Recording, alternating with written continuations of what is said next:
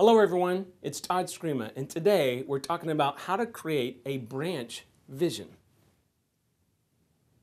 So when you think about this, guys, here's the idea. You run a company within a company when it's done right. So you got summit funding, and then you've got each branch as a company. So how do you create this vision? And a lot of this, some of the content's going to come from Summit because you work for a corporation, but some of it needs to come at the branch level. And the reason that's so important is because when you start including people in a vision, then you start having buy-in.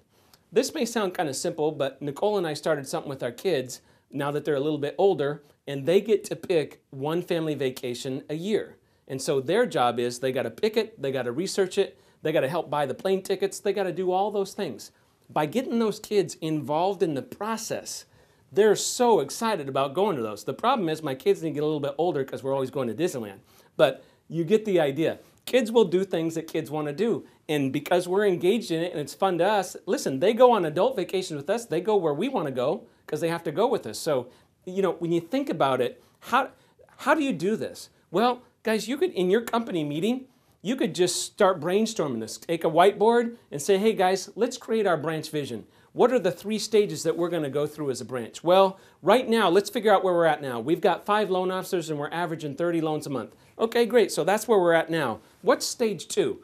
Stage 2, and you're talking about it, and the receptionist is giving ideas, and the loan officer, and all of a sudden you're like, hey, let's have 8 loan officers, and let's close 40 loans a month, or 50 loans a month, whatever the math comes out to be. You're like, great, that's a good step 2. And then what's step 3? Like literally 3-4 years from now, or 2 years from now, where could we be? You know, so this is not a long-term vision. This is more like a couple, 2-3 year vision. And you say, gosh, in 2 years, I bet you we could have 10 loan officers. I bet you we could have this many employees. We could be closing loans in 26 days. And we're doing, 66 loans a month, okay? And you create this vision together.